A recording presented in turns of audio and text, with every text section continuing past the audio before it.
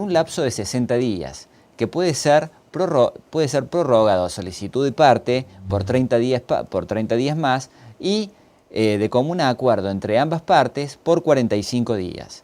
Transcurrido el plazo de prueba, debe ordenarse su clausura y elevarse el expediente a la sala respectiva. Una vez que el expediente se encuentra en la sala, se corre traslado por su orden a cada una de las partes por 10 días para que efectúen sus alegatos. Estos alegatos muchas veces son reemplazados con una audiencia que fija la sala, que debe realizarse en un lapso no mayor a 20 días. En este caso, los alegatos no serán efectuados por escrito, sino que serán realizados de manera oral. Luego de realizados los alegatos, el tribunal deberá dictar sentencia. Si no se produjo prueba, el plazo que tiene el tribunal es de 30 días, pero si se realizó prueba, el plazo es de 60 días. Una vez que se dicte la sentencia, y en caso de que esta sentencia contenga conceptos oscuros o algún error material, las partes podrán interponer un recurso de aclaratoria, y el plazo de interposición de ese recurso es de 5 días. Posteriormente, las partes podrán interponer un recurso de apelación y revisión limitada. Para ello contarán con un plazo de 30 días. Este recurso debe interponerse ante el Tribunal Fiscal de la Nación y luego de interpuesto el recurso, le correrán 15 días a la parte para que realice la fundamentación del recurso. Este recurso tiene efecto suspensivo respecto de las multas, pero tiene efecto no suspensivo respecto de los tributos. Luego de que la parte expresa sus agravios, para lo cual se le dio un plazo de 15 días, el tribunal debe correr traslado a la otra parte para que conteste los agravios por el mismo plazo y luego realizar el juicio de admisibilidad. Una vez que se han producido todos estos actos procesales, el expediente deberá ser elevado o remitido a la Cámara Nacional competente, quien resolverá en definitiva sobre este recurso de apelación y revisión limitada. En el caso de resultar una sentencia desfavorable, la parte perdidosa contra esta resolución de Cámara podrá interponer un recurso extraordinario ante la Corte Suprema de Justicia. Para ello, contará con un plazo de 10 días. El recurso extraordinario se interpone ante la Cámara que dictó la resolución, quien luego le correrá un traslado a la otra parte por 10 días para que conteste este recurso extraordinario de apelación. Y luego, si la Cámara decide que el recurso es admisible, elevará el expediente a la Corte Suprema de Justicia, quien resolverá en definitiva. En caso de que la Cámara considere que el recurso extraordinario no es admisible, a la parte le quedará la posibilidad de interponer un recurso directo o de queja ante la Corte Suprema de Justicia de la Nación en un lapso de 5 días, para lo cual deberá acompañar copia de las actuaciones y efectuar un depósito de dinero como requisito de admisibilidad. Recién analizamos el procedimiento ante el Tribunal Fiscal de la Nación, específicamente el proceso del recurso de apelación ante ese tribunal. Ahora analizaremos el proceso que se desarrolla en sede estrictamente judicial. Por eso vemos que la demanda judicial procede contra las resoluciones dictadas en materia de resoluciones de recursos de reconsideración que determinan tributos, que determinan multas o que deniegan la repetición de tributos. También procede cuando se omite dictar o resolver el recurso de reconsideración en un lapso de 20 días o cuando se omite resolver un reclamo por repetición de tributos por un lapso de 3 meses. A su vez, la demanda judicial también procederá en los casos en que el contribuyente solicite la repetición de un tributo que considere que ha abonado de más. En este caso, la demanda judicial no tiene efecto suspensivo. Esto va a obligar al contribuyente a solicitar como medida cautelar la suspensión de un acto administrativo que le causa un gravamen irreparable, para lo cual deberá invocar el segundo párrafo del artículo 12 de la Ley de Procedimiento Administrativo, que es la Ley 19.549. El trámite de la demanda contenciosa es el siguiente. En primer lugar, destacar que esta demanda debe ser interpuesta en un lapso de 15 días ante el juzgado competente. Luego, el juez, en el caso estamos hablando de impuestos nacionales, será la justicia nacional o la justicia federal en las provincias, el juez deberá librar un oficio a la Procuración General del Tesoro de la Nación. Posteriormente, deberá librar un oficio a la Administración Federal de Ingresos Públicos a los fines de que remita el expediente administrativo. Posteriormente, deberá correr una vista al Procurador Fiscal de la Nación para que se expida acerca de la procedencia y competencia de la acción deducida. Y recién en esta instancia, procederá a correr traslado a la AFIP por el término de 60 días. Recordemos que este lapso o este plazo de 60 días se le otorga a la AFIP porque cuando la nación es parte, que en este caso la AFIP representa a la nación, el plazo se alarga considerablemente. El traslado que se le corre a la AFIP por 60 días es para que ésta conteste la demanda, oponga excepciones y ofrezca prueba. Luego de existir hechos controvertidos, deberá ordenarse la apertura a prueba por 40 días. Posteriormente, se clausurará el periodo de prueba y se correrá traslado por su orden a cada parte para que efectúen su alegato. Posteriormente, el tribunal dictará sentencia. Si la sentencia contiene algún concepto oscuro o algún error material, las partes podrán interponer un recurso de declaratoria en el lapso de 3 días.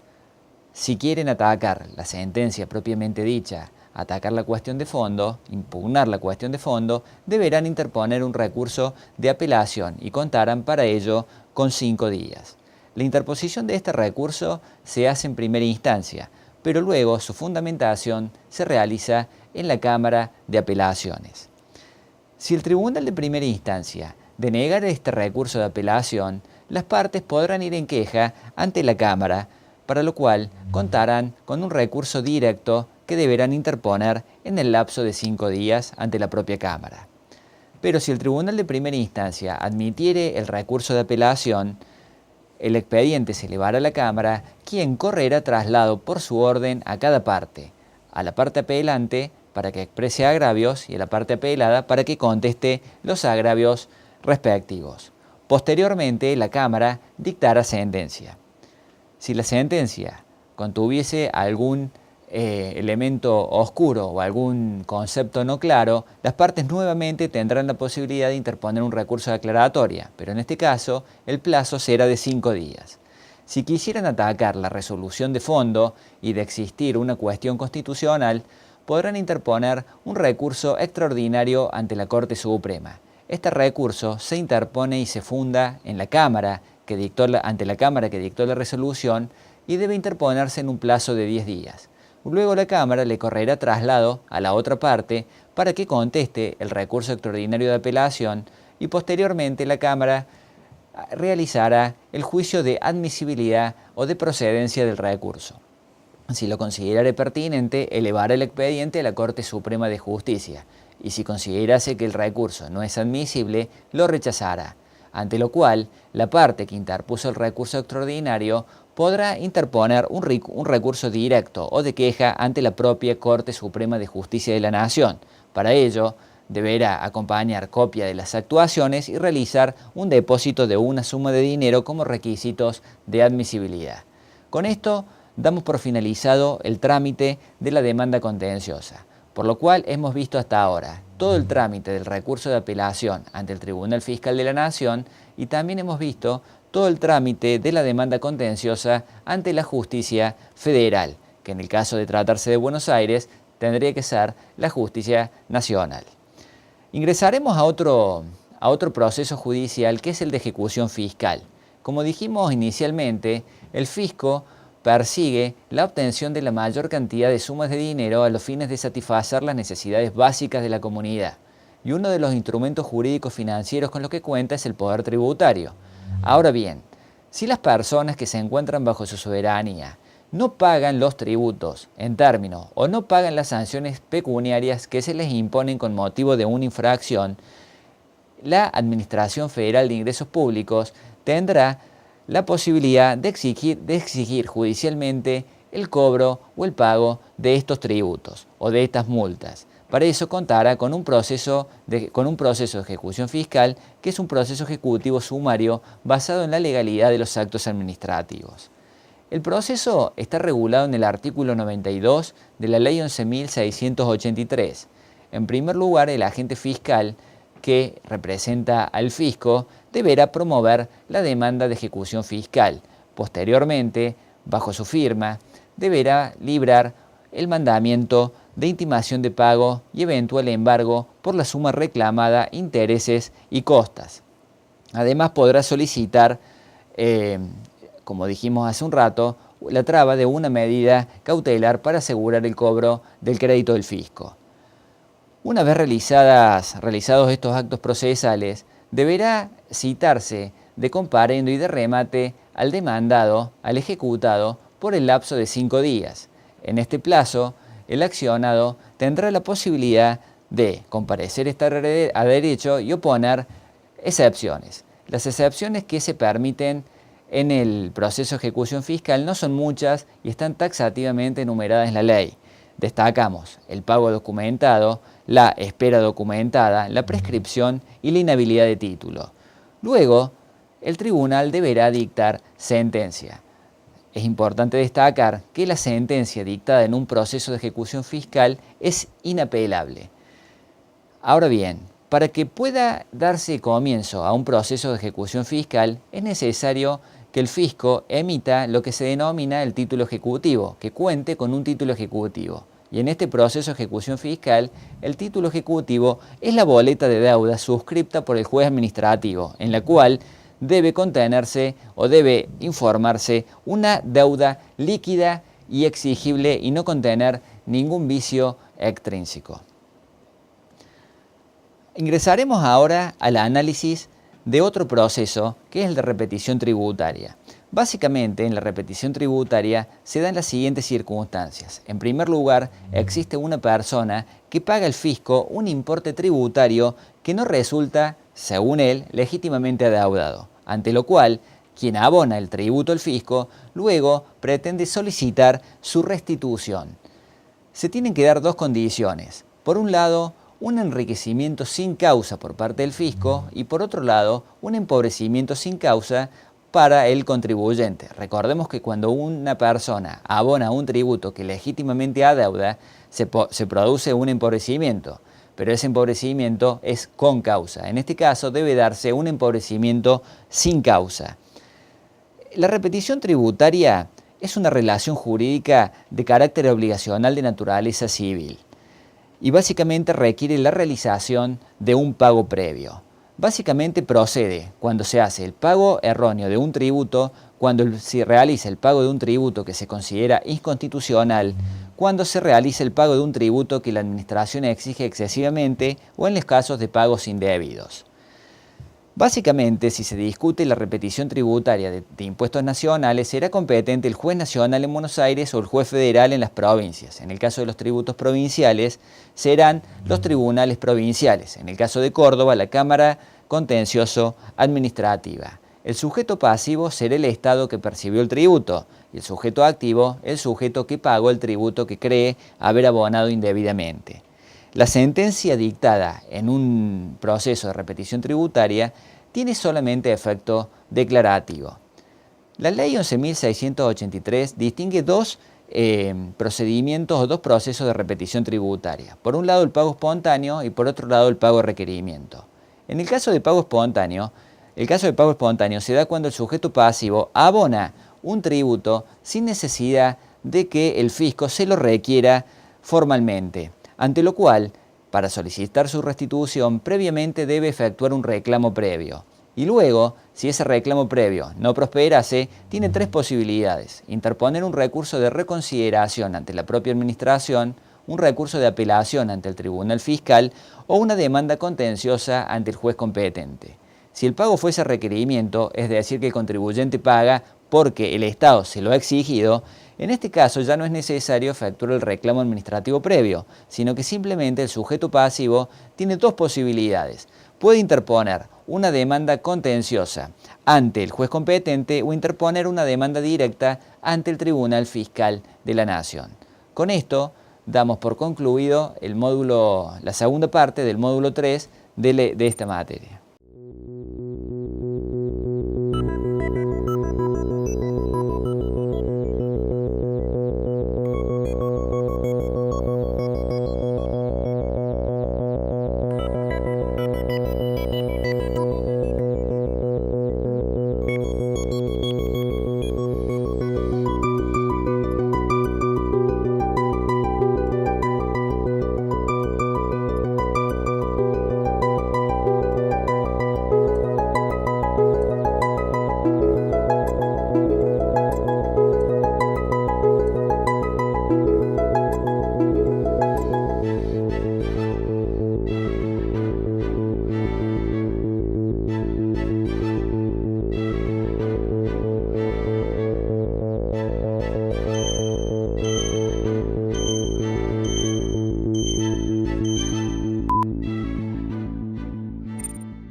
Una vez analizadas las cuestiones principales del derecho procesal tributario, estimamos conveniente ingresar a analizar los aspectos sustanciales del derecho penal tributario. El derecho penal tributario regula jurídicamente lo concerniente a las infracciones y delitos fiscales y sus respectivas sanciones, y tiene o posee dos grandes ámbitos. Por un lado, el derecho penal tributario contravencional, que se encuentra regulado en la Ley 11.683, y por otro lado el derecho penal tributario delictual, que se encuentra delimitado en la Ley 24.769. La contravención o infracción es una perturbación a una omisión de la ayuda requerida con motivo de la actividad que desarrolla el Estado para materializar los derechos del individuo, los cuales están en juego de manera inmediata. En cambio, en el delito existe una agresión directa e inmediata a un derecho ajeno. Existen diferentes clases de contravenciones o infracciones. Por un lado, encontramos todas aquellas que están referidas al incumplimiento de la obligación tributaria sustancial y por otro lado, aquellas que están relacionadas con el incumplimiento de la obligación tributaria formal. Recordemos que la obligación tributaria sustancial es el pago que el contribuyente debe realizar de un tributo al fisco. Por ende, la ley va a condenar o va a catalogar como conductas reprochables a todas aquellas acciones que omitan el pago de un impuesto por parte de un contribuyente. Encontramos primero la figura o la infracción establecida en el artículo 45, que es la omisión de pago de impuestos nacionales. En esta infracción no hay una conducta dolosa, sino que simplemente hay una conducta culposa. El contribuyente no ingresa una suma de dinero al fisco con motivo de la no presentación de una declaración jurada o con motivo de la presentación de una declaración jurada defectuosa. Por otro lado, encontramos la defraudación fiscal establecida en el artículo 46. En este caso, el contribuyente omite el pago de un impuesto de manera fraudulenta, es decir, utilizando un ardid, un engaño o una ocultación maliciosa o una declaración engañosa. Por eso vamos a ver que la sanción que tiene la defraudación fiscal genérica es muy superior a la sanción que tiene la omisión de pago de impuestos nacionales. Y por último, encontramos la retención indebida de tributos nacionales. Esta infracción es cometida habitualmente por los agentes de retención y de percepción. Analizando específicamente la omisión fiscal, podemos definirla que es el no pago de impuestos nacionales mediante la falta de presentación jurada o la presentación de una declaración jurada inexacta. La sanción que se aplica a quienes realizan a quienes cometen esta infracción oscila entre el 50 y el 100% del importe no ingresado. En la defraudación fiscal genérica, en cambio, se da la situación de una falta de pago de impuestos nacionales con motivo de una declaración engañosa, una ocultación maliciosa o un ardid o un engaño. La sanción que se aplica a esta conducta oscila entre 2 a 10 veces y 10 veces el importe tributario dejado de pagar. Es decir, que si una persona omite el pago a través de un ardid o un engaño de una suma de pesos 500, deberá abonar una multa que oscilará entre los 1.000 pesos y los 5.000, para que ustedes adviertan lo gravosa que es la sanción que se aplica a quienes cometan la defraudación fiscal genérica. También, dentro de lo que es infracciones al incumplimiento de la obligación jurídica tributaria sustancial, encontramos la retención indebida de tributos nacionales. Esta figura o esta infracción consiste en mantener en su poder el tributo retenido o percibido por parte de los agentes de retención. En este caso, la multa también oscilará entre 2 a 10 veces el importe retenido o percibido y no ingresado al fisco.